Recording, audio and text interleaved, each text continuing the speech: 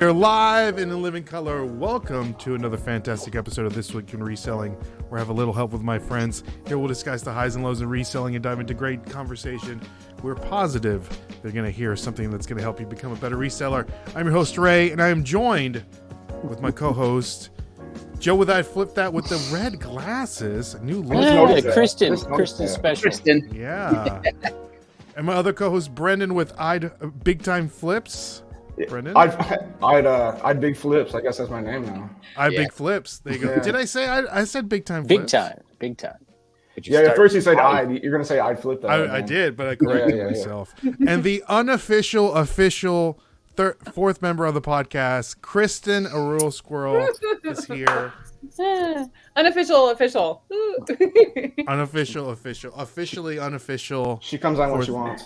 Kristen, yeah. Ray was talking about you before you came on, and he's like, it's just so good to have Kristen on here, get a female perspective on everything, and I'm excited to see her. I like getting both perspectives, so I think it's good. I think it's a good thing. Yeah, and then the guests for today, we have none other than your favorite history teacher, Mr. Kevin Brown, is in the building. How are you doing, Kevin? I'm doing pretty good. I've got a busy day today, and Ray bailed on me yesterday. Had the plans. Not a professional, He just was like, "Hey, I woke up and I got ready and did all my notes for the show." And then he's like, "Now we're doing it tomorrow." So I'm like, "Okay." But Kevin, that's real my quick, fault. yeah, I'm used to David Carey, so that's awesome. One day off, that's perfect. No problem. There you go. But Kevin, you're wearing this for the listeners. You're wearing this like Grateful Dead like shirt. Oh, this is Cam got this for me. Cam? Did you meet Cam? Yeah, shout out to Cam. Yeah, Cameron Bowser. He got this for me at the Goodwill bins at the what the heck was that? The Orlando Bash, Trash Cash Orlando Bash. Oh, that's a bins find. Yeah, well, it's a modern print. It's not Grateful Dead. It's that's the Mad Hatter. It's like a Mad Hatter. Oh, yeah. Well, I can't turn around, but Kevin, I don't know if you're heard of this, but on Whatnot, a couple of us were doing T-shirt battles.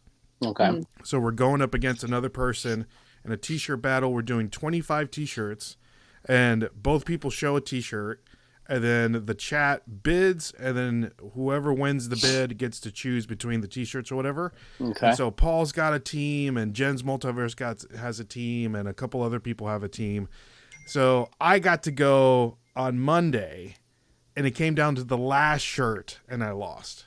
But I was going up against PS_vintage, and she had like leather tag mountain shirts. Like I had no chance whatsoever. Well, but you brought fire. But I still lost. East Riley Roots wasn't on there. Exactly. Oh, and Kevin, we figured out how to do the little Did you hearts. do it? Well, is it the hearts? We do this every day. Every time we week. come on here. Yeah. See, mine used to do it. And it doesn't do it anymore. Like I used to be able to do all I don't know that what stuff. kind of that might look like your little heart, but you got to actually make like a heart. It's the Grinch's heart, man. The That's Grinch's heart. We just figured it out by accident. But here's a good segue for the all the T-shirts that I used for the T-shirt battle. I purchased on District. Oh, very good. Oh, District. Where did you get them? I bought them from. I had their card. I can't remember, but I just typed in because I went on to Shop Commons to see if. Oh, you bought them on Shop Commons? I did not buy them off of Shop Commons. You did. But I got a nice T-shirt lot on there right now. But I looked. I saw if anybody. I was looking to see if anybody had a really good T-shirt lot. And I didn't see anything, so I just typed in other things, and I can't remember the seller. I guess what do they call them? The marketplace to where I purchased the T-shirts. But that's one of the reasons why I wanted to have you on the podcast because and this is a safe space, Kevin. So you can talk much about you can talk about it as much as you want because that's what you're here for. But I was before we started, I was telling you I think a lot of people are confused to what District is, and then there's Dibbit and Shop Commons. The water's getting a little murky. Yeah, so sure. And a little clarity. Just a little clarity. So just real quick, Kristen, just from what Kevin's been talking about it, what is your thought process on district? Because, like, do you know necessarily what it like? That's why I want What's the confusion? Yes, I'm approved on district, but I've not used it very much. But isn't it? It's a lot like Whatnot, right?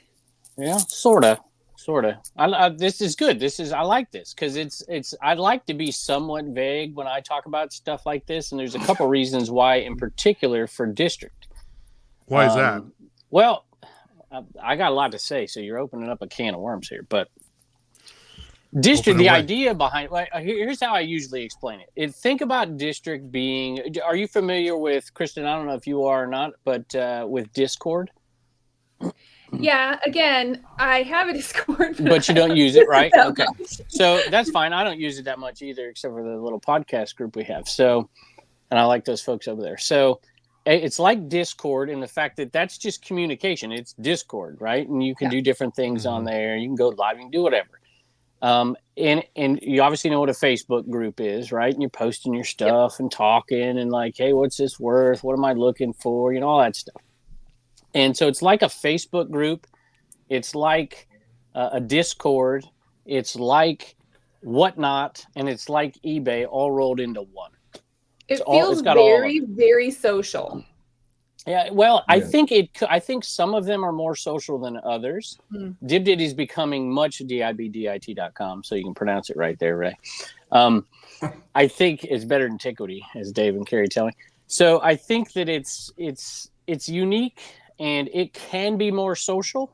Like I could pop on there right now, and I don't do lives. I don't do lives. So every once in a while we did one. I did one with Kristen. You guys were didn't we go live? And not with you, but I think Dave went live somewhere. You were with us. Anyway, in Vegas no, you were at the other. I Vegas think event. that was just sort of a walking chat. There you go. Got caught in the crossfires, as did I. Go.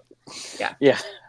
So I could just go live right there on the district app, and I could broadcast that out to my Facebook page. I usually put it on Garage Sale Nation. I could just chat with people. I could do that, or I could go chat with people and sell things, or I could chat with people and post something like in the Buy It Now, and it sends it to Facebook, and somebody who's watching on Facebook could click on that, and it sends them an invoice. So you could sell off platform on the other platforms that you're broadcasting to. There's special chat channels. There's threads in it, just like Discord would have. There's all kinds of just innovative things. There's really, really smart people behind District, and they're doing things in a different way. And it can be a little confusing, but the reason I don't talk about the District app very much, think about it in some ways like Shopify would be. Like Shopify is the shell. They're the mechanism. But you're branding your own store, your own website, your own community. And so I don't talk about District as an app very much because I'm really trying to build not the District app. I'm trying to build dibdit.com, shopcommons.net. And, and that's why you have your own URL and stuff like that. And you can build your own community around it. There's some weird communities in there. There's one that is about nothing but keyboards. And it's huge. Keyboards are a thing. They're a thing. You'll find it right here. Go right underneath DibDit. We're the 5th largest marketplace. Boardwalk? You got that it. Makes sense. Yeah. Look at that. It's keyboards. Is it like for the gaming keyboards? Yeah. I got no idea, but some guys got a big YouTube channel or something. You know that keyboards are a big thing. You just start looking for keyboards, especially because there's different switches on mechanical keyboards. There's like you think you know I know anything this, about Ray? Keyboards, Brendan? Yeah, this is What's like that? a whole other language for me because I use the stuff that comes with the computer that when I buy it. I don't get to see it. Brendan, do they let you use keyboards in jail? No. No. Just a peanut. I got a keyboard. I got a typewriter to send out letters. Yeah. You can make your own keys with these mechanical keyboards. It's a big thing. So I can see why that. Anyway, there's like a Swifty community in there. There's obviously you see the top ones. Jocelyn's Knickknacks is just absolutely crushing it. Just amazing. Where's my Shop Commons right there? What is that? What are we at? 8? And we just opened this thing just over 2 months ago. So it's pretty, it's interesting. I don't know. There's Pete's in there, Craigslist Hunter.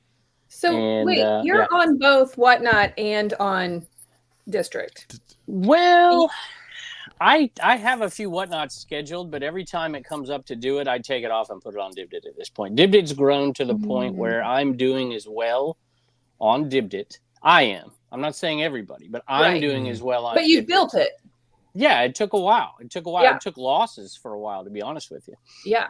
And I'm doing as well over there now as I was on Whatnot towards the end. So I also it's some interesting mixes and stuff, but I'm the owner of the marketplace, so I'm paying 5% fees. Go ahead. No, I was gonna say, are you going live on there every day? Because I saw you on there yesterday. No, not every day. I usually go on. I don't do. If you watch my channel at all, I don't really handle the live sales anymore. I just focus on the eBay sales because there's only so much time in the day. Yeah. And so, I have Jess that handles the live set. She gets everything ready. She gets the pictures. She boxes it, gets it all ready to go. And then I just run the show and they ship the live stuff. So my margin on there is actually pretty small because I'm paying labor for the lives. But that's kind of why I did it. It's 5% fees if I could build this thing. Mm-hmm. And the best part is now it's grown big enough.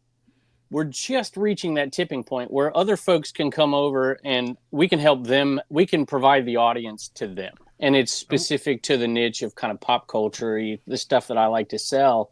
On comments.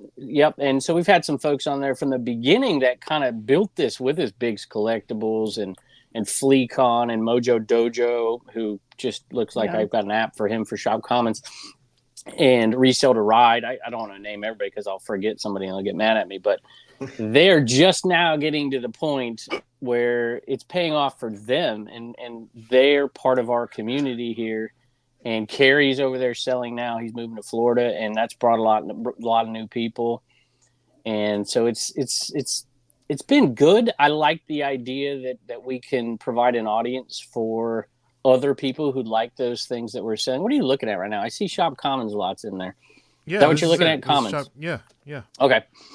And so Shop Commons was the second. I owned Dibdit with Kerry and Dave, and Dave just had a really success. I think his first really successful Dibdit sale was just 2 days ago, which I'm really encouraged about because, hey, that means he's going to be selling over here. And if he sells over here, his audience can come over here.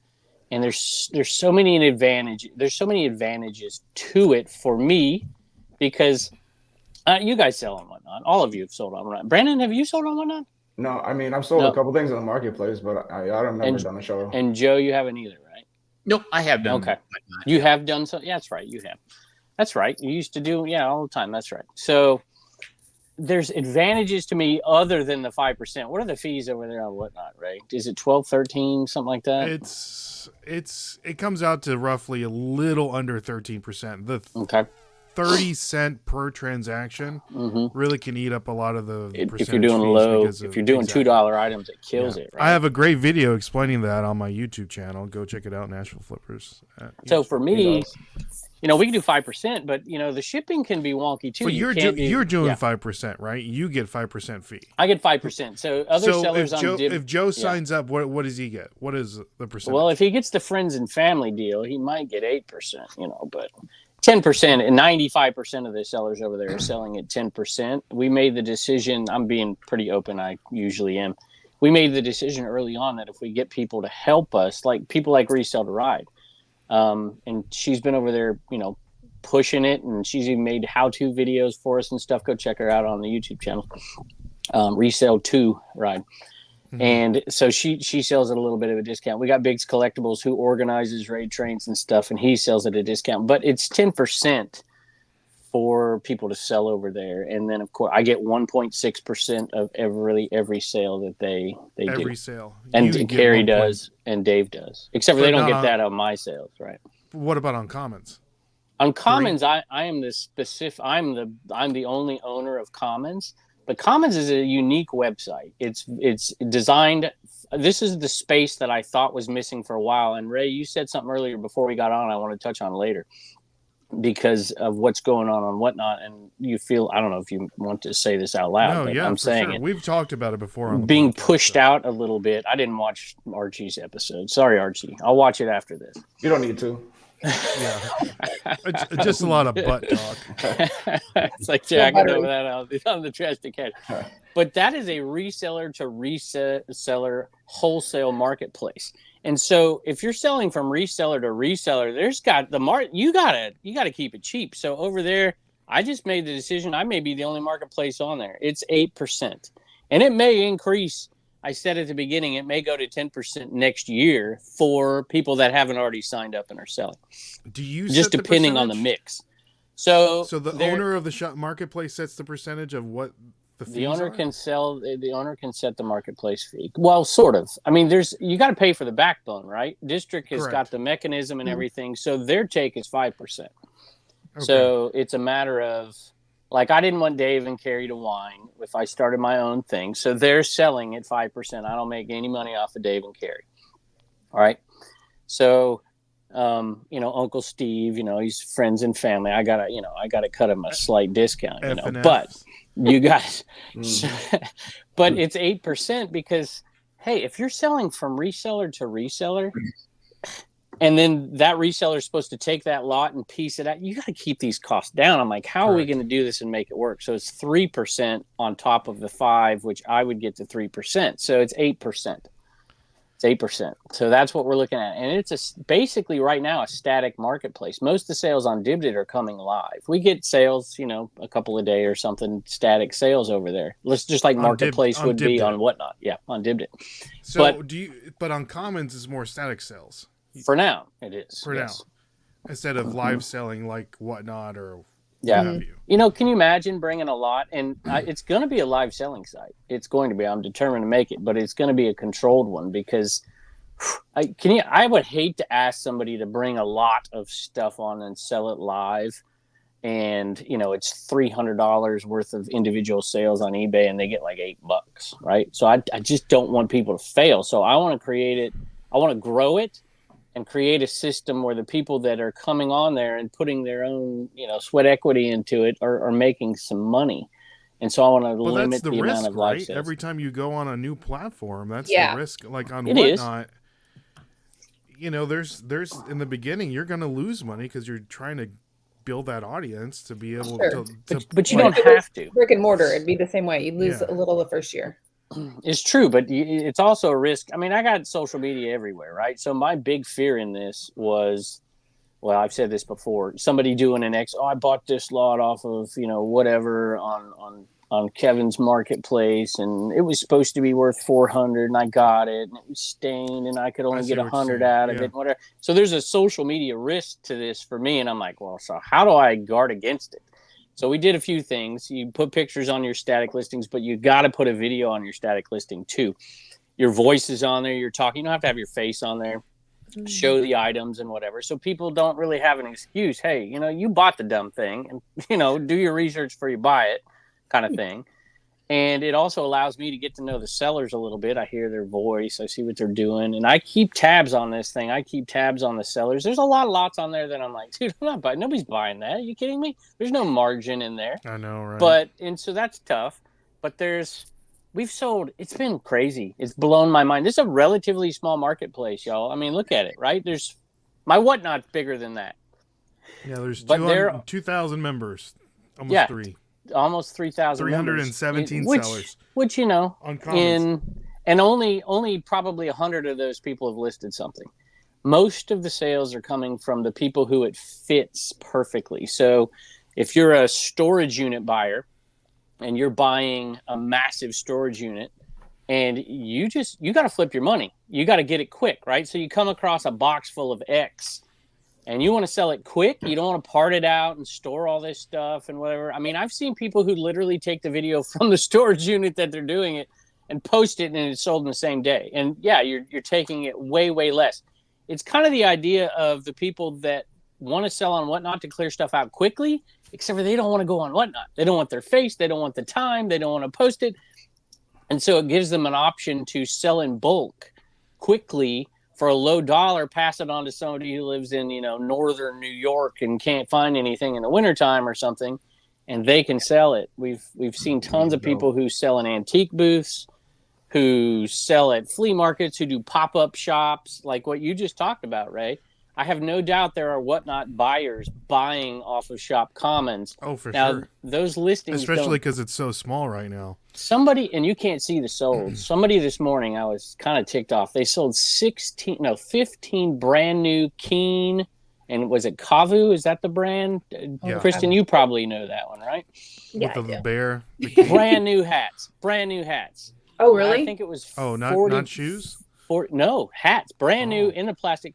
$40 for 15. Wow. Which, I mean, those are $20 hats, I'd say minimum, right? And so there's $300 that somebody just got it, but somebody flipped that thing quick. The niche down sellers, the people who are buying big lots in auctions, but they only sell these things. And so they got to get rid of everything else. And so this provides them a quick way. It's not for every seller. There's no doubt about it. And it's... How did you... Yeah. Going back a little bit, Kevin, how did you what made you want to do this? Like, where did District contact you directly, or was it like you saw, I don't know, Knickknacks be successful and you're like, I think I can jump on that bandwagon? Well, it's a long story, but I'll try to keep it really short because nobody else is talking. I can see the comments. Tell that dude to shut up. It's normally what they tell Dave and Carrie. See, think about that for a second, y'all. I talk like this, and Dave and Carrie dominate me on that podcast. Just imagine that for a second. No, I've tried to imagine that. I've tried to imagine being in your history class and just trying to manage the note taking. Oh, my goodness. That's funny. So it all started, to be honest with you, the first person who ever told me about it was Eric OBX Picker. They started One Stop Shop over there. Go check them out. That's where I'm at.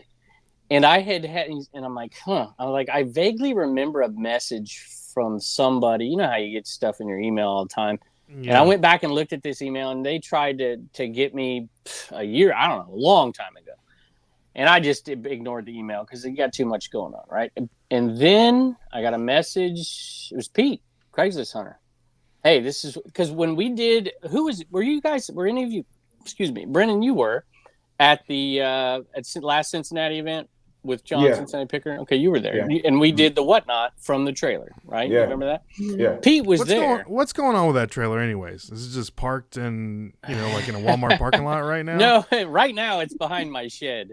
We have taken it out once this year. Unfortunately, there's been Mike, Death Pile Picker, my buddy who does that with me, has had a series of deaths in his family and big issues. So on some of these big sales, I'm not hauling that thing around, but you'll see it soon. Are you going to get a big dually truck? Is that the next thing? I'm actually considering the Commonwealth dually. I either want one of those or I want one of the, the little transport van thingamajigs, So we'll see. We'll see. But can you back that thing up? No, I don't drive that thing. You kidding me? Look at shoot. Kristen can do it, right? I do it. I'm looking at a big buy now with Commons being successful to do a giant buy from somebody, but it's kind of on the burner, and I might have to use that trailer to go get it. And I don't even think trailer's big enough, to be honest with you. But I got this. And Pete's like, "Hey, I'm doing this," because Pete was watching that Whatnot, and I think he was intrigued by it and whatever. But I just don't know if he's the Whatnot kind of guy. Well, he did this, and I'm like, well, if Pete's doing it, and of course Jocelyn did it, and I'm like, well, look, these two people are smart.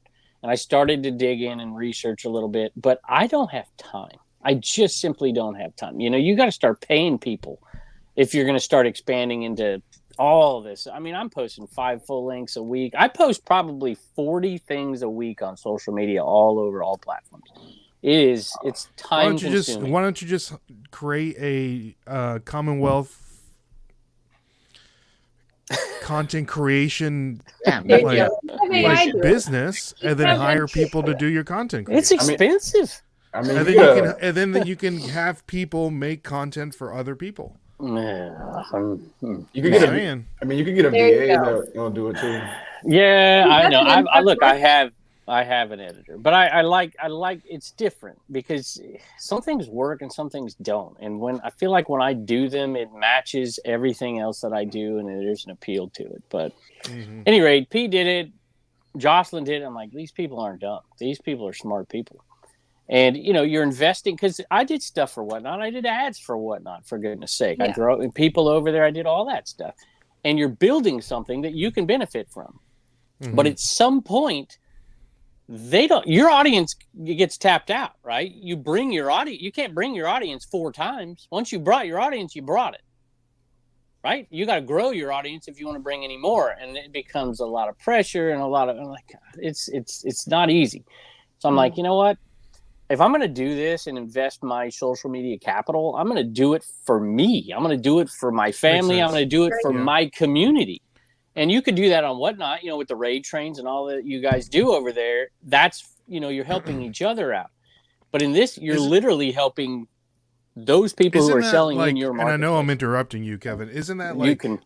That's because I won't shut up. The whole thing about becoming like a reseller in general, it's like I'm working so hard for someone else and finally taking like the initiative. Yeah, you're totally right. Doing it for myself. Yeah, like doing it for myself, which sorry to interrupt you. I don't know if you lost your sorry to interrupt you. No, I don't lose. You can interrupt. All of you, Joe, you can interrupt. Just feel free. Ask questions, do whatever. Because I will sit on here and talk for an hour. It just feels so much better. It just feels so much better when you do it for yourself as opposed for somebody else. 100%. As a matter of fact, can I say something nice about y'all? And Joe, I don't know you very well. I've met you one time in Vegas. I think it's the only time I met you. Y'all did your thing. Are you going back out there this year? Well, it's not this year. It's next. Well, next year, I guess. Yeah. I don't think we're going to get out there this year. I think so. I'm only going if Joe's going. And Brandon, Brandon goes to everything. I've seen you. Brandon will be there. Were you at FlipCon? Yeah. And then you were were you at both reseller rallies or one? Yeah, just this is the last one. Just the first one. Okay. And Brandon just came back. Prison of Profit too, maybe? What's that? I don't know if you went to that. Did you go to the Prison Profit one down in South Carolina too? I feel like I've seen you 3 times. No, I've seen you at FlipCon. I saw you in Vegas, and I saw in Vegas. That's right. And then Cincinnati. Okay, very cool. But what I was going to say, came back from San Francisco for Alcatraz. What was it called? Not Alcatraz. What was it, Brendan? The Walmart sellers. The Walmart Marketplace Seller Summit. Okay. Cool. So that episode of him going to that and just Brendan, selling stuff on the Walmart marketplace. That's something I wanted to talk about. I'll talk about that with you later. I might even call you about that. I'm intrigued by it. But that's fine. I've mentioned it a few times. I think it's going to be a big thing, but you probably know better than me. I get phone calls from Bentonville, Arkansas, and I'm like, what the crap is this? Mm-hmm. They want me to sell on that marketplace. They're calling. The richest city in Arkansas. Now's the time. I say now's the time. Good time to get in because I think it's only like 200,000 sellers on there. Yeah. So and don't it's growing. Say it too loud. Yeah, I mean, don't get on. No, don't get in now. Yeah. No, but it's growing fast though. It's growing fast. Yeah. Well, all right. I'll finish my story. So I see these people doing it, and I'm just like, I don't have the friggin' time to do this. There's just no time. And Eric might be mad at me for saying this, but I told Eric because Eric was already over there, and I told Eric, I said, I'm very intrigued by this. I really. I'm thinking to myself, because those Reseller Information Network boys are over there. I'm like, I wonder if they'll rebrand it and let me in on this, and we'll just have 5 owners or something. And then I'm like, 1%. This is like, what are we doing here, right? Yeah. They're like, I don't, it's not worth it, right? And then I was like, well, all right, well, Dave and Carrie, and if you get Dave hooked on something, he'll go nuts for a while. I can see that. So we got Dave for a while. The name. Just the name. And he did a great job building that over there, whatever. But then at the same time, is the big pluses with Dave. You also get the absence and whatever. And I was like, all right, let's do this. And the only way this stuff works is if you work it, right? I see Jocelyn on doing Tuesday morning coffee talks and doing all this stuff, and I see her selling coffee on Facebook from this marketplace and these massive. And I don't know if you ever watched the Crazy Lamp Lady show on Whatnot. Did you ever watch one on Whatnot? Have you seen one on District? I've been in it, but I don't. I like it whenever I can just put something on and be an observer, that fly on the wall. So I don't get active in it, but I've always got something on. But I mean, she's bringing her own audience, just selling like crazy, but she's selling at a lower fee. And now there are lives if you go on Knickknacks and look, have you talked to her about it? Lives. Have I talked to her about it? Mm-hmm. Not directly. I've texted her. I've actually sold on Knickknacks. I decided, because if I'm going to sell glass, Dibdit's not the place and it's not the audience. Tim does too, right? This is the beauty of it. I'm like, I can tap into her audience that loves glass. I got Tim to come on, and over the years, glass guy, and Tim came on and did the show. We sold $2,000 in like an hour. Nice. That's pretty good. Wow. I mean, I'm like, what in the world? So you tap into the right marketplace for the right niche, and it's like, oh. And so, yeah, Jocelyn gets something for that, of course. But, man, I just used that audience. That's the point of it. There are lives on her. I swear they're 24/7, 2-3 deep on her own marketplace. I was on there the other day. There were six auctions going on at the same time for glass and stuff on her site, right? And so it's like, huh. And so I got Dave and Carrie. We did Dibdit, and it's been a struggle, and it has started to grow immensely in the last month and be successful lives. We have lives. Not every day, but we have quite a few of them. I think within a month, you're going to maybe 2 months. May be holding it back. No, I love the name. Get out of here. Realistically, though, realistically, 2 years in, or is it 3? No, for Dibdit, we're not even a year in yet. Oh, really? Oh, okay. Yep, not even a year in. Why didn't you call it like retro something?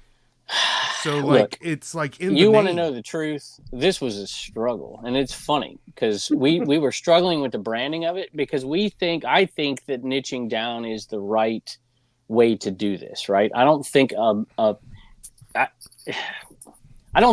anything and everything site over there is the way to go. I think you niche down to a community and sell. We do pop culture stuff. That's pretty broad.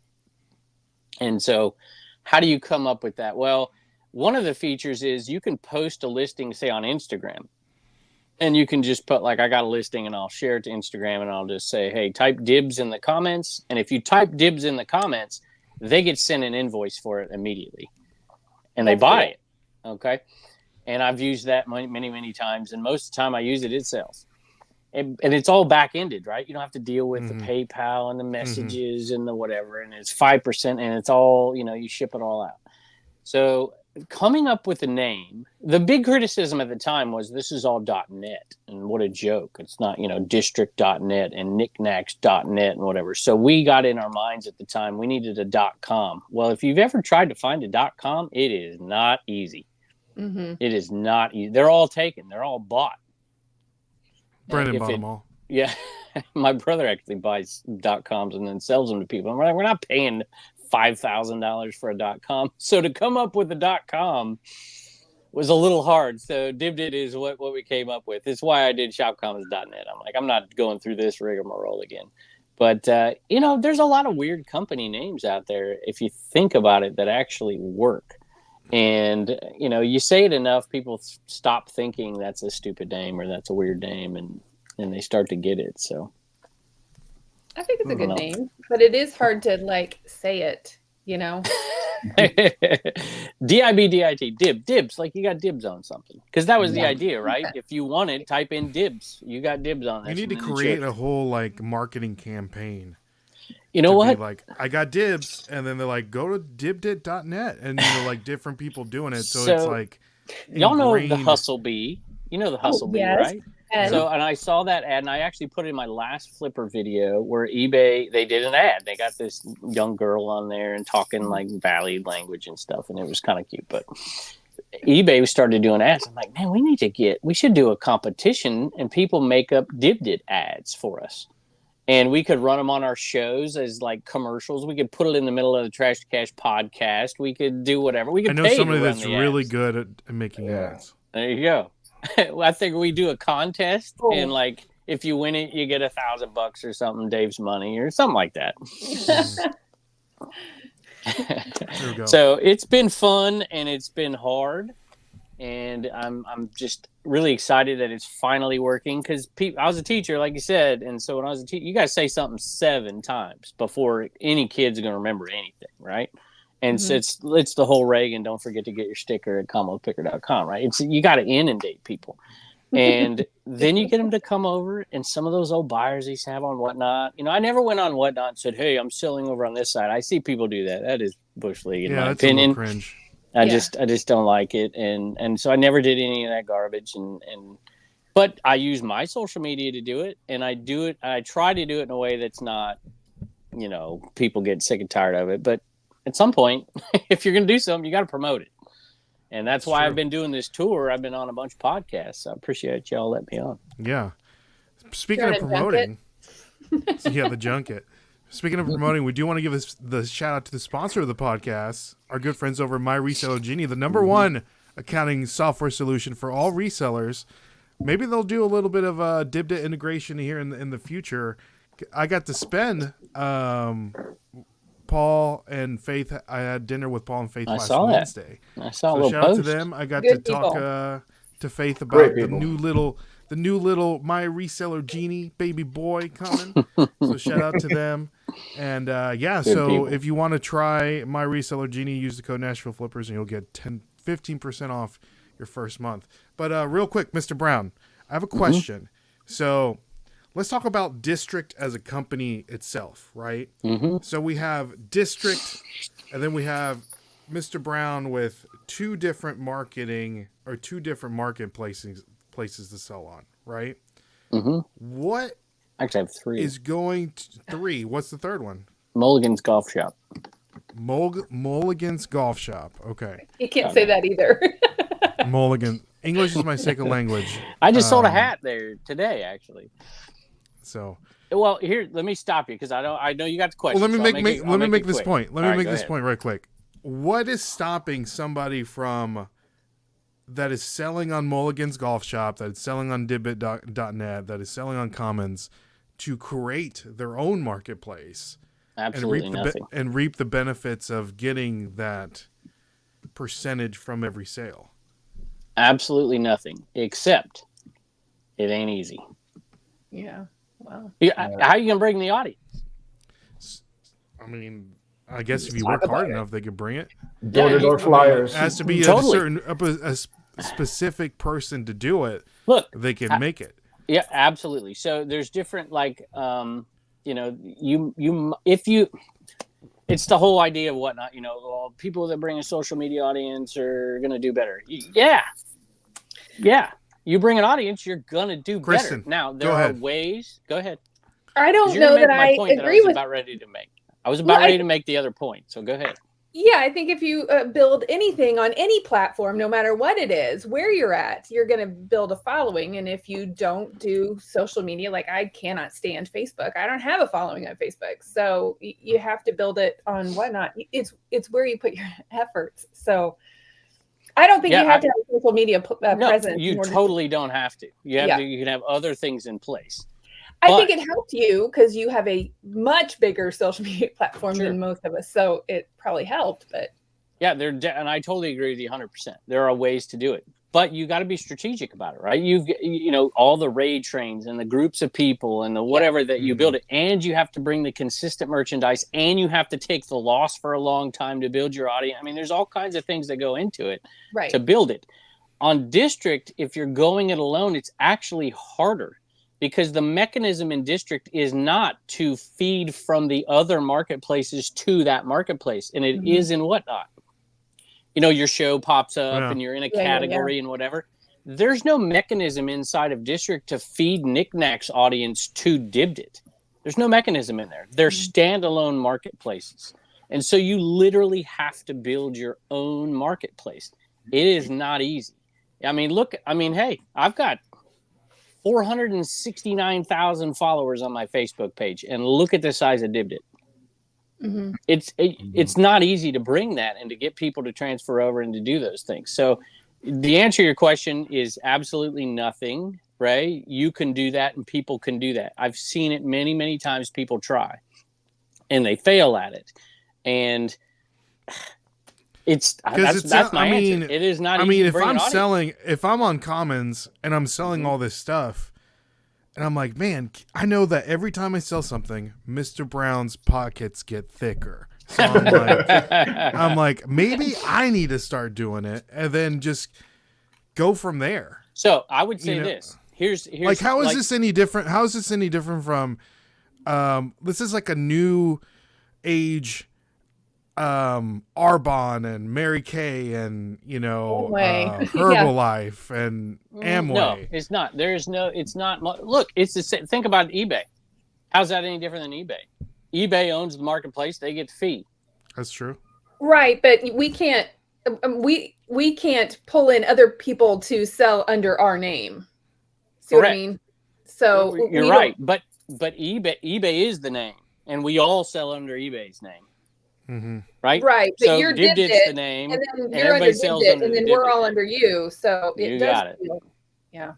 You're right, but it's not like a multi-level marketing thing here. It's not like you could then pull in somebody and you're making a fee. It's just okay.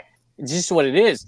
So, and that was one of the original criticisms of it too that came out is, this seems like a sham or what? Well, look at the value that Jocelyn has brought to hundreds of sellers on her site. I think that it's good and fine, all of that. I just, if you don't, the way we were explaining it to begin with, it felt a little bit like... It felt a little MLM-y. So that's why I wanted to bring it up, just to clarify. Yeah. Well, I mean, if you want to look at it like that, I don't see it like that because multi-level marketing does that, and then this person, and they bring in this person, they bring in this person. Yeah.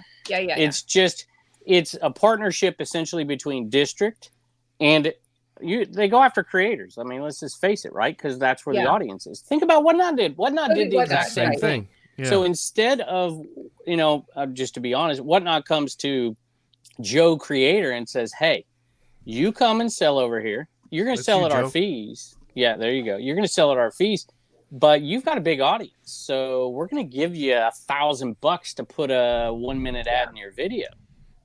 Here you go. So they're paying you to bring your audience.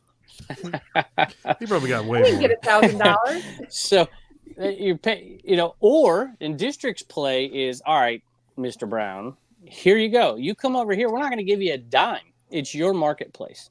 Yeah. You use your social media to build this. You use whatever mechanism you can to build it, and you'll get a percentage of the sale. I'll be honest with you. I could make far more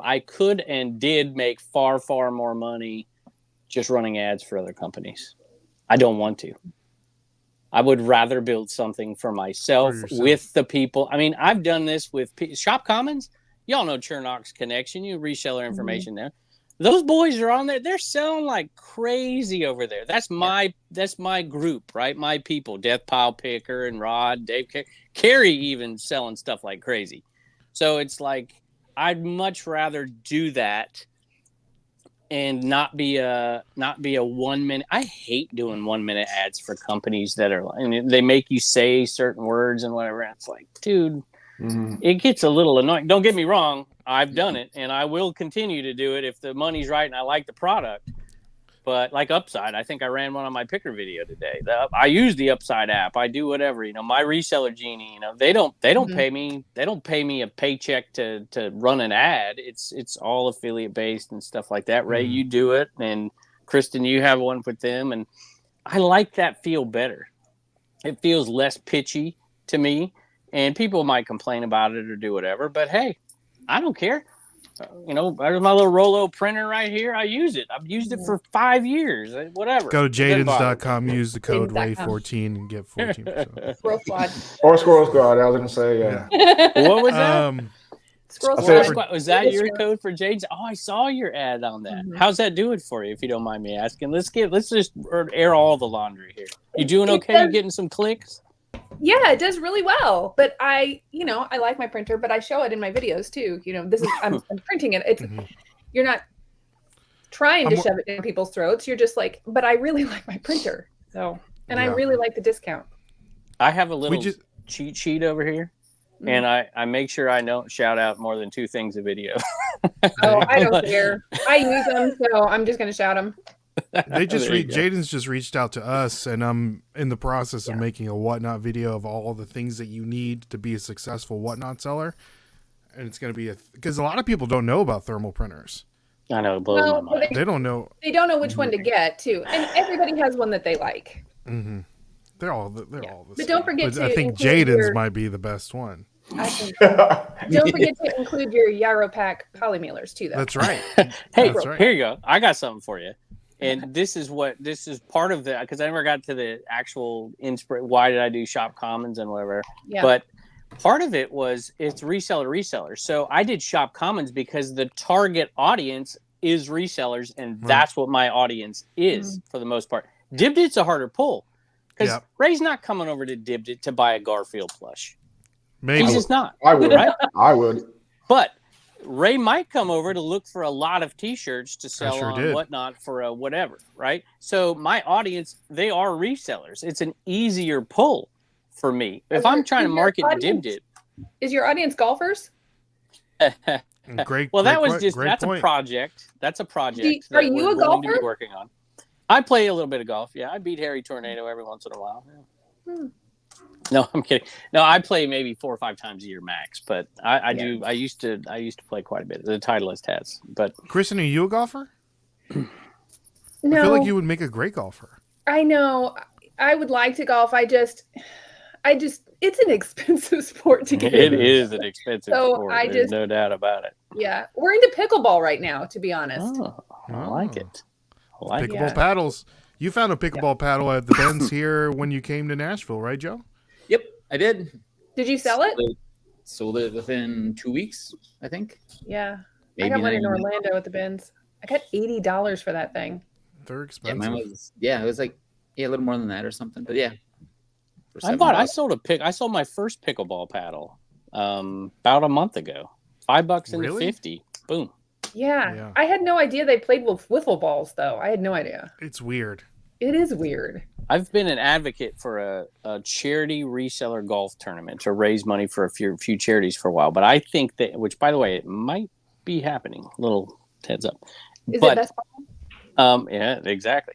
So, and I think it's a good idea, right? You get a reseller and you get people to come in. But pickleball might be a good addition to that, like a 2-day event. Have a pickleball tournament. That would be fun.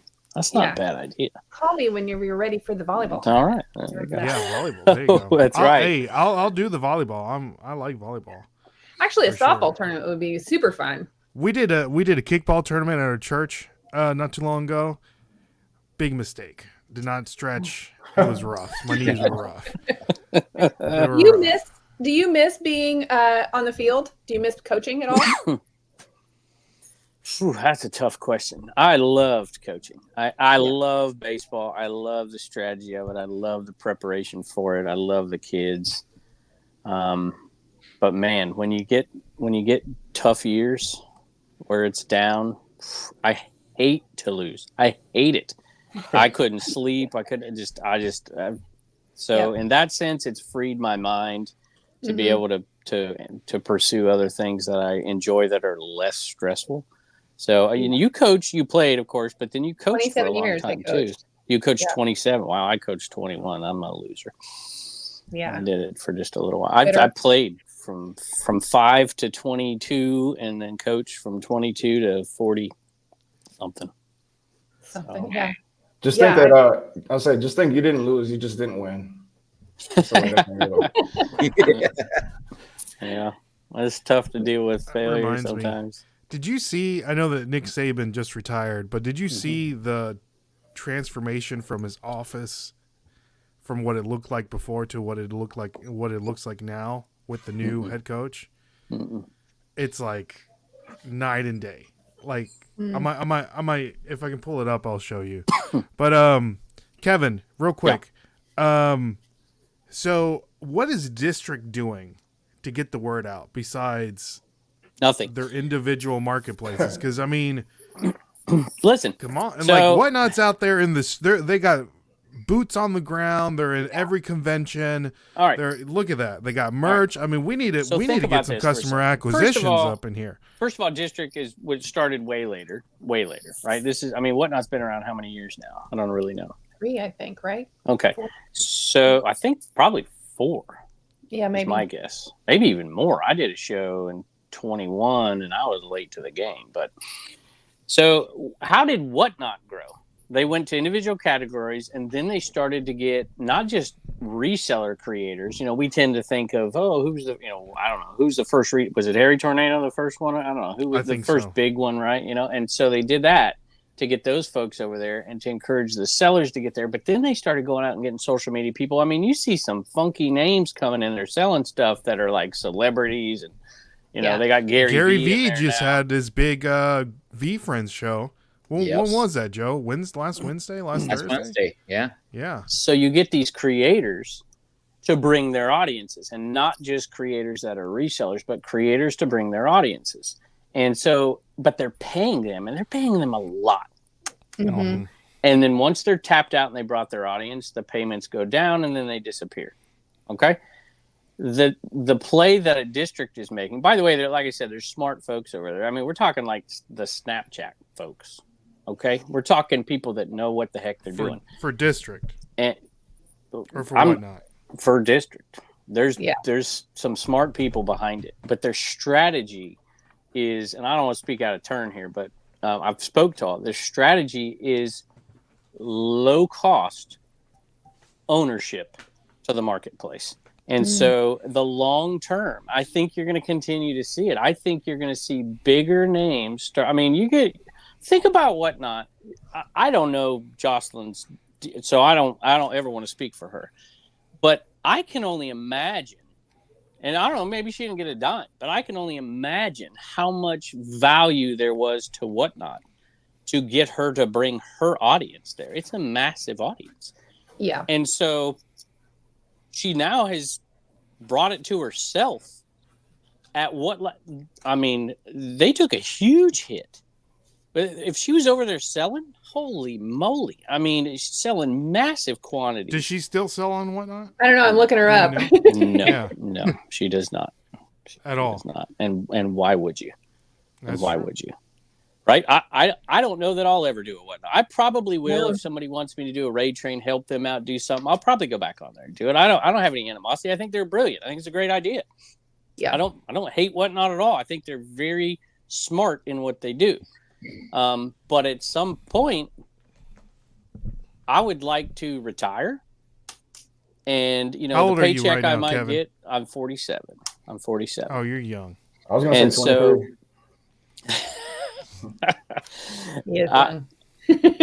And if I could build something that helps other people and then get, a 1.67% of it for the next 10 to 15 years, I'm a happy man.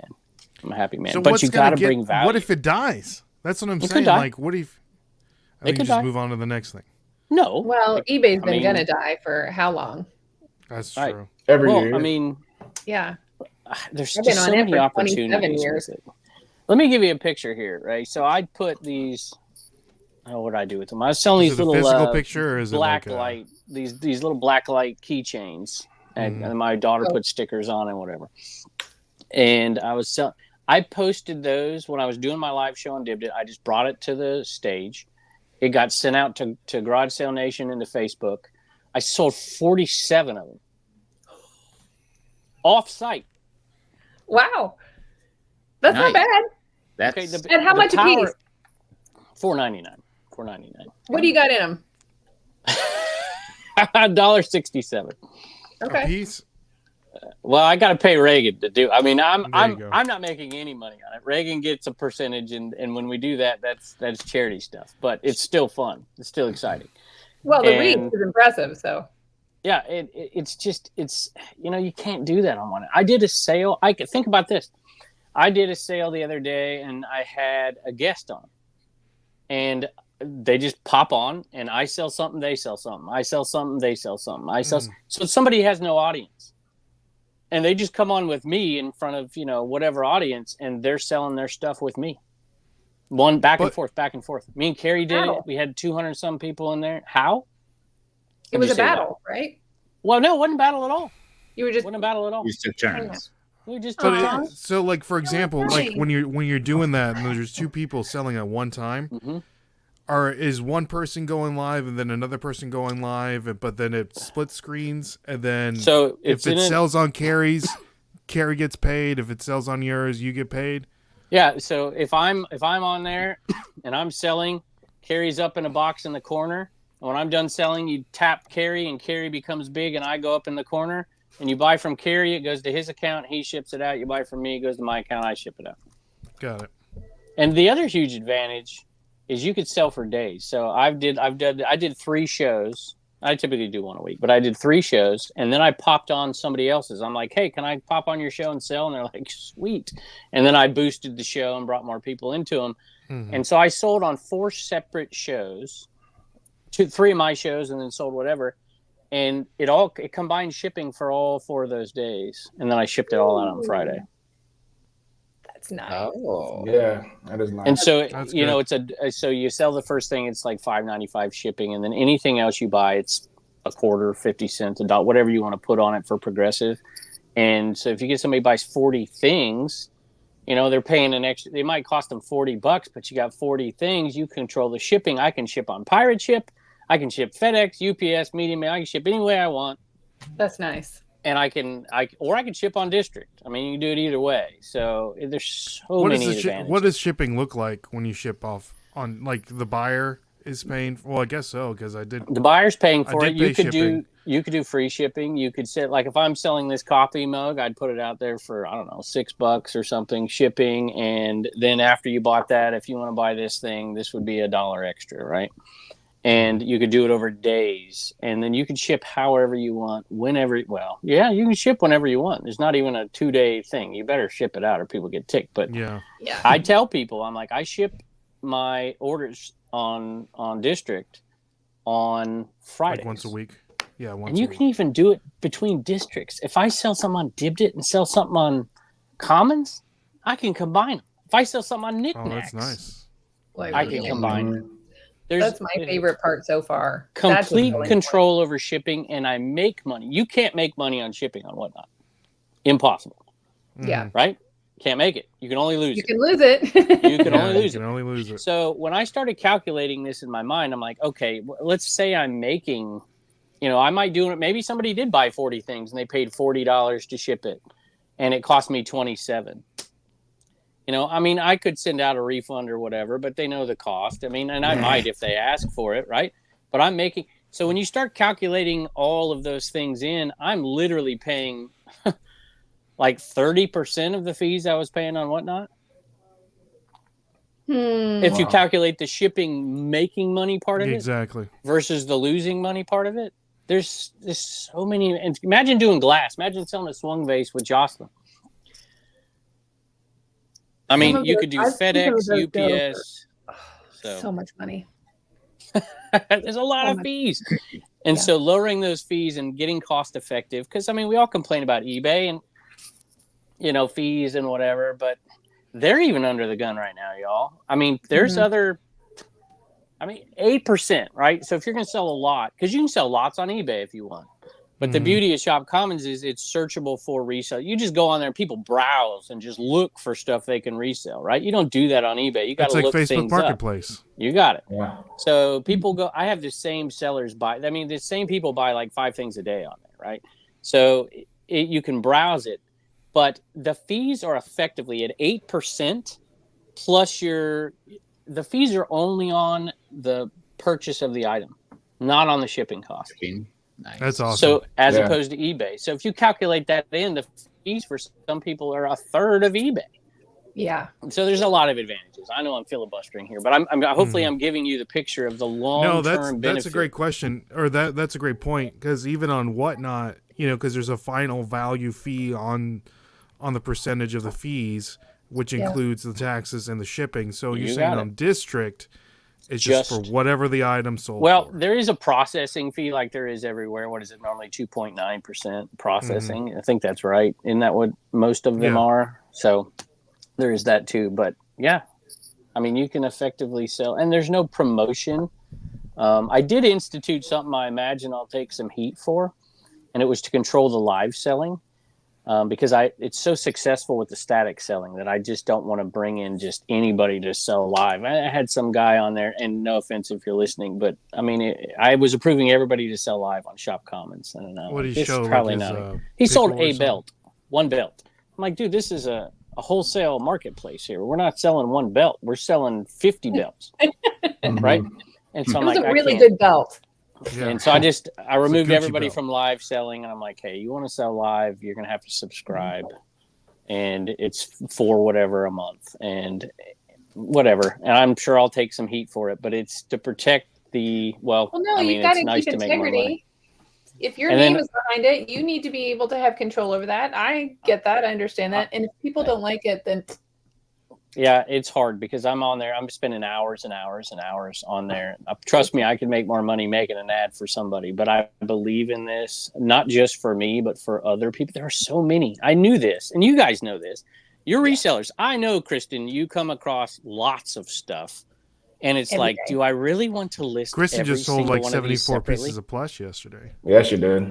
94. So you sold them on Whatnot? On Whatnot. Okay, and did you sell them independently?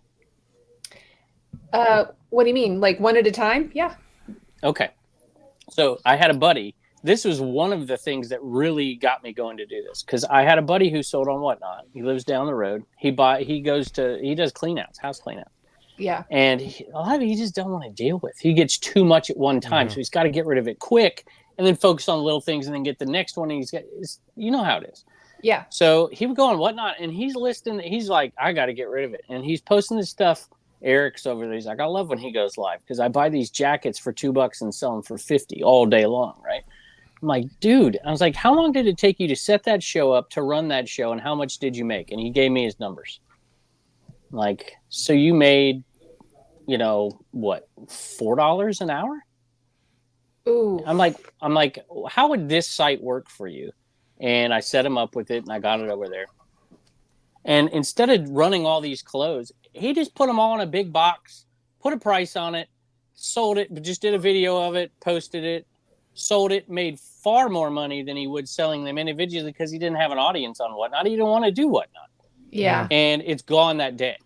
And so I'm like, there's got to be people who need this service like Whatnot provides. Yeah. That don't want to do Whatnot. And that's who it's serving. Mm-hmm. Put it all in one big box. Have you ever seen people on Whatnot who start bundling stuff together? Yeah. That auction goes up. Oh, yeah. Just bundle it together, stick it on my shop. Yeah, exactly. Yeah, Pat. Yeah. But then you might get searching, you might pay extra in shipping or do whatever. So it's about time. How much I'm Kristen. You have an audience. You're a good seller. I love watching your shows over there. So you're doing okay.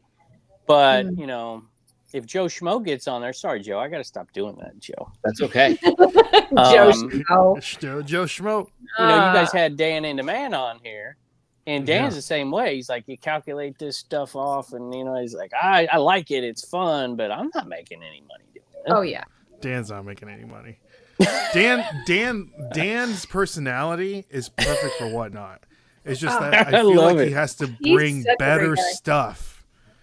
It's like just bring better stuff and you'll be there, Dan. Do you guys know if they started ramping up the eBay live selling yet? That is a great question.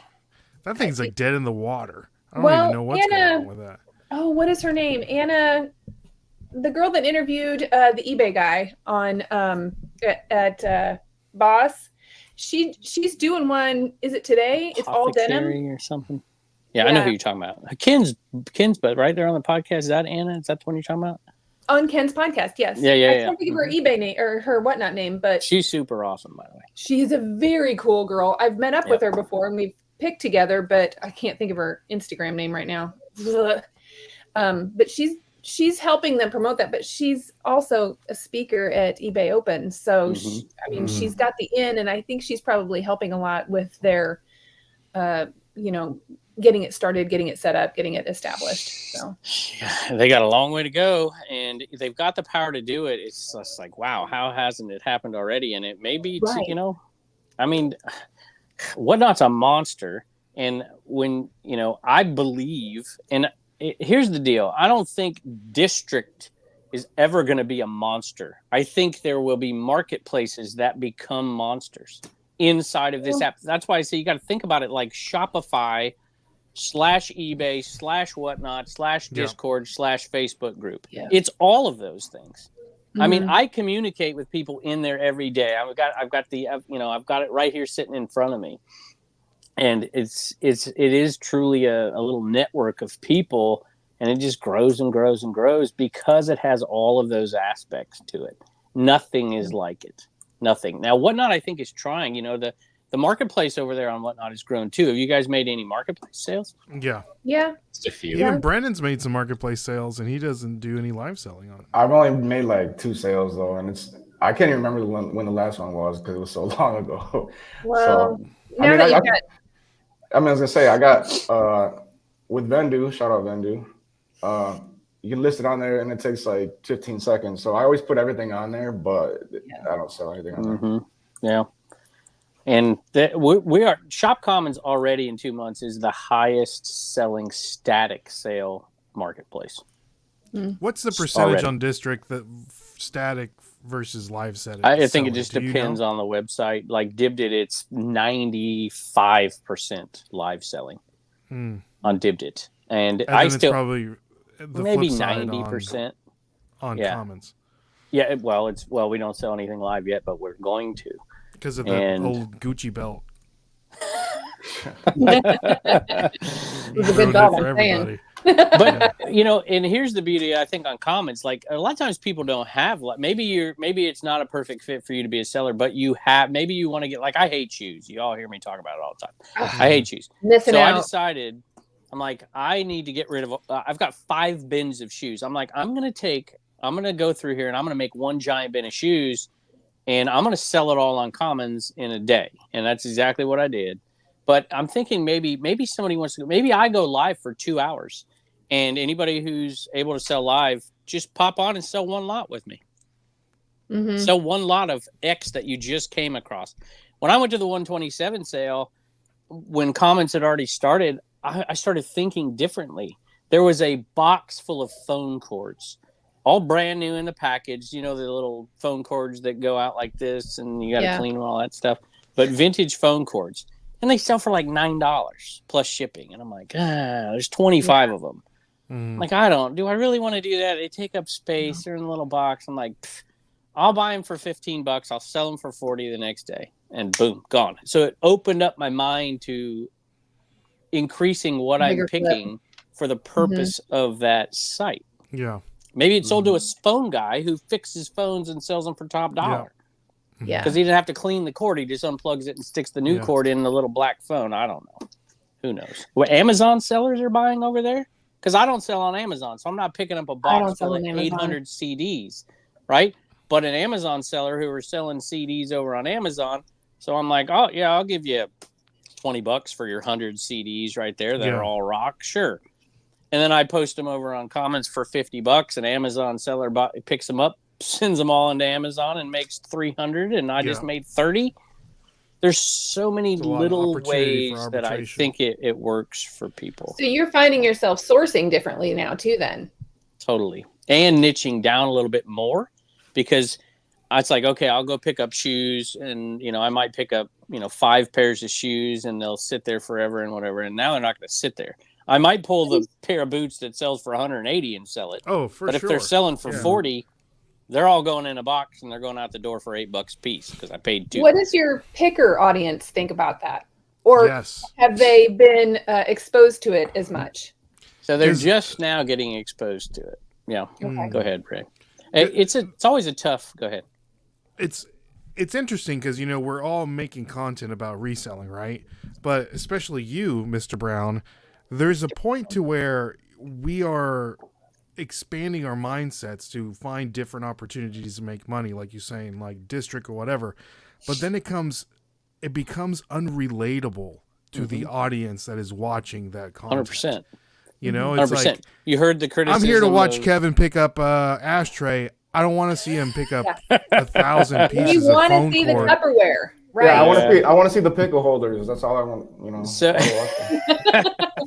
very good. That's a great point, and I pay attention because I make plenty of money on social media, right? But I am a reseller at heart, and so I know Dave got a little criticism when he, picking up plush they were selling on Whatnot and doing whatever, and people, and Harry Tornado, you're picking up stuff selling Whatnot, whatever, and so you may lose a few people because they're not. But what I've done is I'll throw up like this last video that came out, because that's a great question. The last video that came out, there was plenty of things that I picked up that were eBay stuff that I sold on eBay. But when it comes to when I'm out picking now, because I talk to the camera, when I'm picking through plush, for instance, that are like $8 plush, I'll just simply say something like, yeah, this is great. This is great for Dibdit. I'm going to throw it up on Dibdit.com, and I move on, right? And so I'm very careful that people know. I'll specifically say, I'm not picking this up for eBay. I'm picking it up because I can sell it on this site. And if people know that, then they won't come at you like, why do you pick up this stupid $6 crap, and you're an idiot and you're a bad reseller and whatever. That stuff. You just, well, maybe true. And I picked up a bunch of, they were regular Ralph Lauren polo shirts. And what? I don't know, Kristen, what are you getting for those these days? I don't pick it up. $12-15 max. Yeah. I don't get enough to pick it up. So there's a lot of fakes out there too. So I go out there but this person had like 30, and they were all the same size. That would be worth it, right? And so I'll say something like, and I say, like, this isn't worth, if you can get them all and they're all the same. There's some button downs and but they were all the same size. And so I said, well, look, I wouldn't normally pick these up. This is tedious work for $10, $12 a piece on whatnot. Right. But I'm going to put them all together, and I'm going to put them in a lot. And I paid $1 a piece, and I'm going to sell them for $4 a piece over here. And somebody else can get $12 a piece for them. And someone's willing to do the work. You got it. And when you find stuff like that at yard sales, that works out good. But the things where I source, rarely am I going to find things that are like that. I find everything is a one-off. Almost everything is a one-off. How much space do you have, Kristen? Like, how much working space do you have? She just built a brand new shed. She's in the nut hut. Do you know what I did? I took that shed out there, and I'm fortunate. Don't get me wrong. I don't want to. But I have an incoming shed, and so now I have bins where I sort those things that I may bought one off, but I'm not selling them one off. And I build that box up until it's this. And now it's okay. I can sell it as a lot on eBay, or I can sell it as a lot on Commons. And so I'm doing that separating, but you gotta have space to do that. Aunt Sherry does that with the measuring cups, the Tupperware measuring cups. She's got a box, and she just keeps throwing them in there until she gets 20 of them, and she'll sell a lot of measuring cups. Because you can never find a complete set. Ooh. Somebody sold, and I've bought like 4 lots over there on Commons, and I see some great deals. Like, I had bought those hats today, but they were gone instantly. The good stuff gets on there and it's gone, and then the bad stuff is left. So you got to be on there and looking at it, because I would have bought it. But is it both an iPhone and an Android app, or is it just iPhone? That's part of why I'm so excited, because the Android app for buyers hasn't hit yet. Right. And so everything we've brought over there so far, not Android buyers. They do have an Android app for sellers at this point, which is, we're getting close to the buyer. Are they two different apps? Like, yeah, if you do Android and you do Apple, you got to create. No, I'm saying like there's 2 different apps, one for sellers and one for buyers. No, but there is a beta Android app that only serves sellers at this point, and they're adding the buyer part 2 of it. The Apple one does both for both, so it's not 2 separate apps. But that's part of why I'm excited. I'm like, if we're doing this good now, I mean, what percentage? I don't know. Do you guys know what percentage of the population is using Android? Got to be close to a lot of broke people. 50. Way too many. Way too many. I read a weird article that it was something to the degree of, like, when you go and rent an apartment or a home, now they're having to put, like, if you have an Android or an Apple. Because if you have Android, you usually have bad credit. So it's like they're not renting to those people. That's awful. I mean, the same thing with iPhone, though. You can get if you get like a prepaid phone, you can get like a prepaid iPhone, like a 10 or whatever. Yeah, but it's a bougie prepaid iPhone. Yeah, that's what I'm saying. Yeah. But it's Joe, easier to work with other people that have iPhones, because you can send messages easier, and you can. Dude, the whole ecosystem was between Apple. I mean, I got my AirPods in right now. My phone rings, I'll answer. Right now, my laptop's connected to it. Like, everything that's Apple, I can hear it from. It's just the best. It's the best. But Joe, looks like you have a series of questions. 100% Apple. I do have a series of questions. Good. I'm feeling bad for Joe. I feel like I. No, his mind's Joe came in prepared. I'm thinking, Joe. Okay, so first one was, is there an app? Which answered that one. Yep. So let's say somebody... You can also use a browser. If you have an Android, you can use your browser on your phone or your computer. Right. Cameron Bowser? Shut up. So let's say somebody like Joe Cool wants to join the yours. Shopcommons.net. There we go. Send me an app right now and I'll approve it. How hard? I mean, is that it? Is that just it? So I send something. Do you do like a little background look at somebody? Yeah. And be like, hey, do I want this person in there? Do you have an Android phone? Would somebody have to ask? They got to get vetted. Certain questions or how? And it's obviously not foolproof because I've got sellers on there. I'm like, dude, what are you bringing this? Yeah, Gucci Bell got through, Joe, so I think you're going to be all right. Like somebody put like a lot of like 1980 something hockey cards on there for 50. I'm like, this crap's worthless. What are we doing, right? They don't know. Beauty is in the eye of the beholder, Kevin. So I mean, it's not like there's a Gretzky sitting there or something. And so it's go ahead. I was gonna say, can't. Yeah, go ahead. I was gonna say when I met District Ivan in Omaha, he said there's something like there's a market for like women's soccer cards and they go crazy on there. There's a marketplace just for women's soccer cards. That's all they sell. Yeah, he said that, and they run them up. Like people buy them for good money. Yeah, it's so they don't have to be huge marketplace. There's a Playmobil. A buddy on Buck Mountain has a Playmobil one. It's only Playmobil. There's one for only Taylor Swift stuff. There's marketplaces that are specific to certain niches, just like Facebook groups, right? Have you seen people try to sell on Facebook groups? Mm-hmm. Just do this: attach your Facebook group to the marketplace. And sell in there, the mechanisms behind it, the buyer protections behind it, all the stuff's behind it. So, but as far as approving people, I've actually, there's 300 and whatever approved. I've denied 1,000 applications thus far. Dang. 1,000 applications to sell. And it's really simple.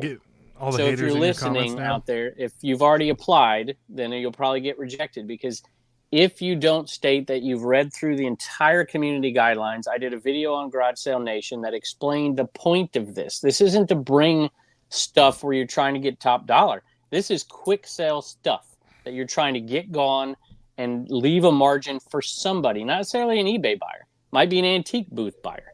Like we've sold lots of 100 Beanie Babies, right? And you might be like, oh, that's stupid.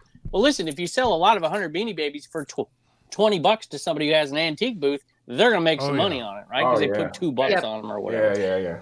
So there's a lot of antique booth buyers in there. There's 2 media buyers in there that have physical brick and mortar media stores. And they're coming on there and they're buying lots of 200. We all buy this crap.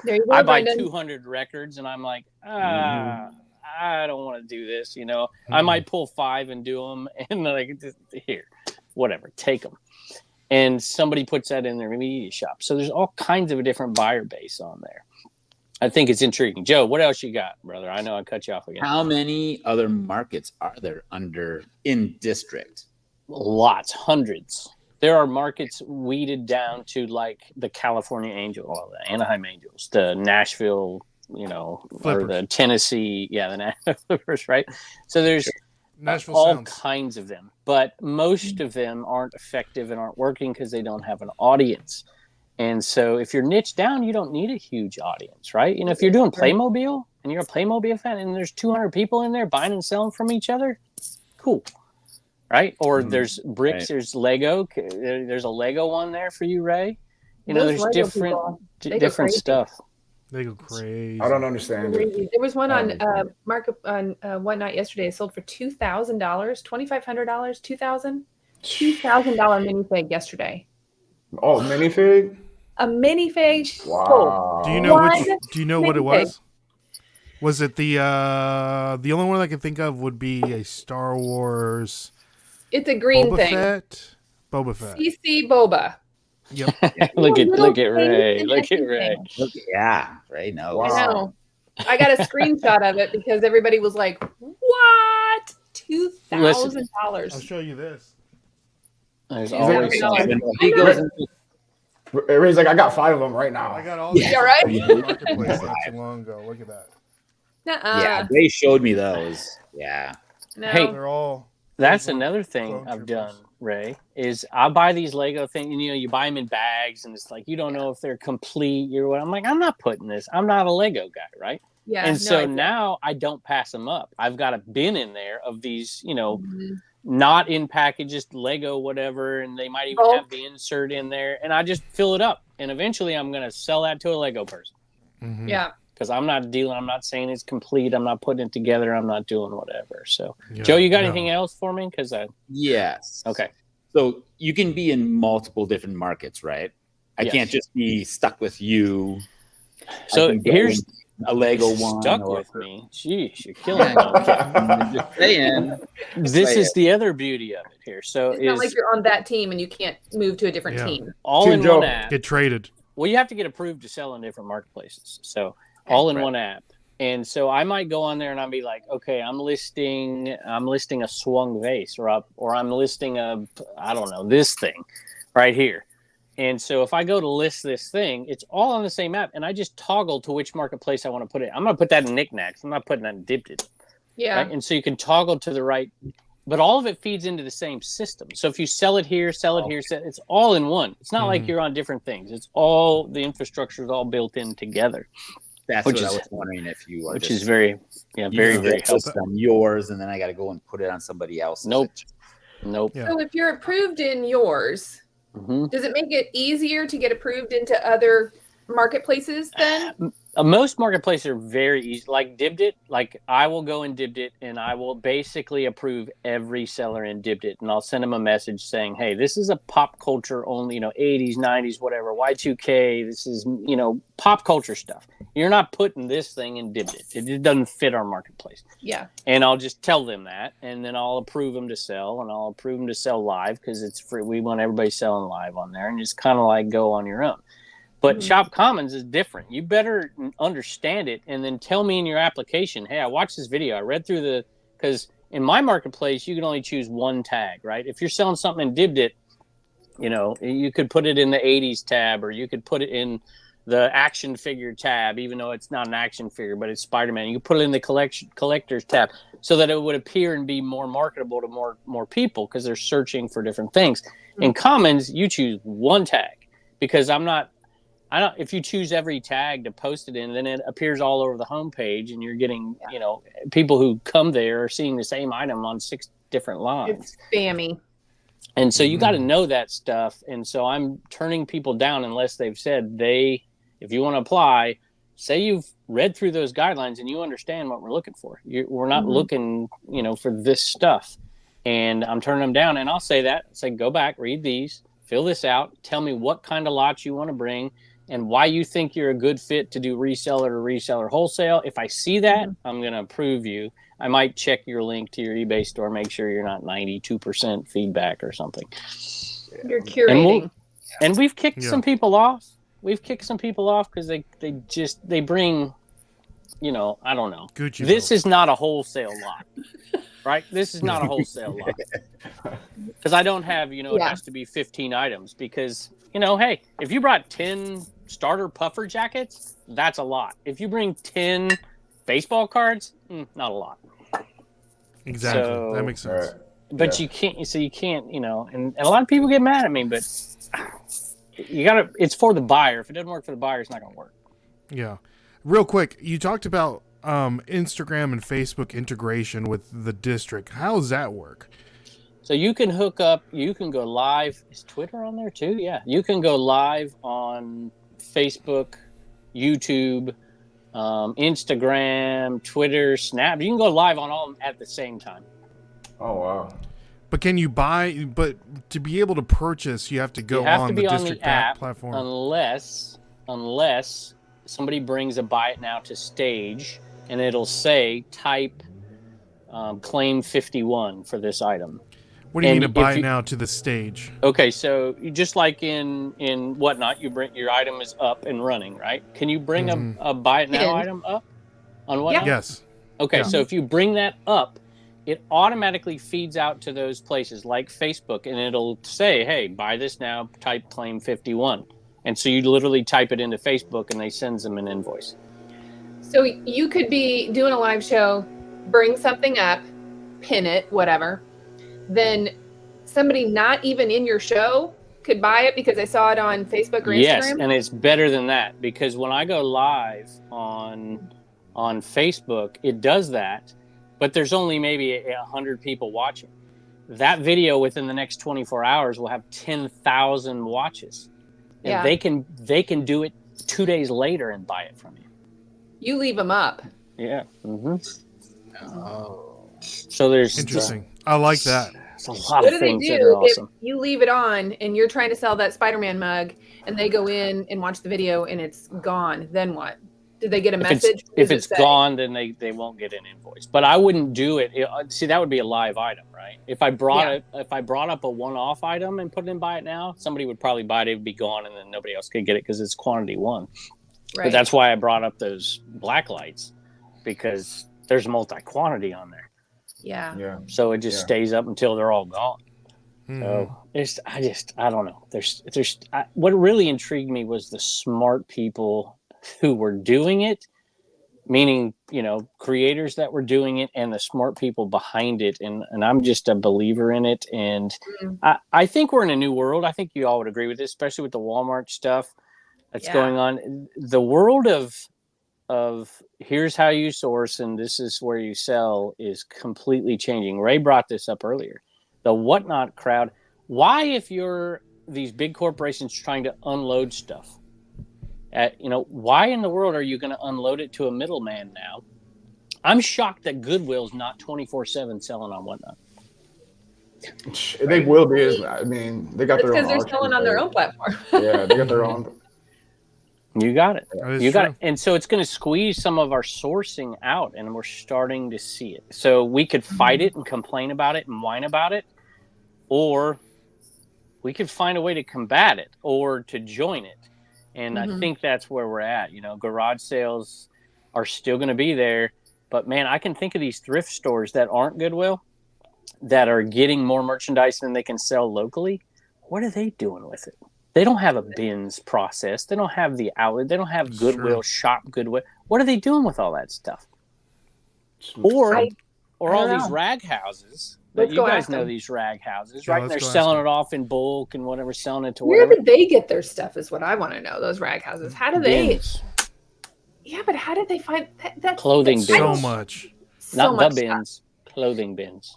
Yeah. You see them everywhere, right? Yeah. Put your stuff in here. Gotcha. Mm-hmm. That's where they get them. Well, not all of them. Some of them get them from other places, but that's where they get them.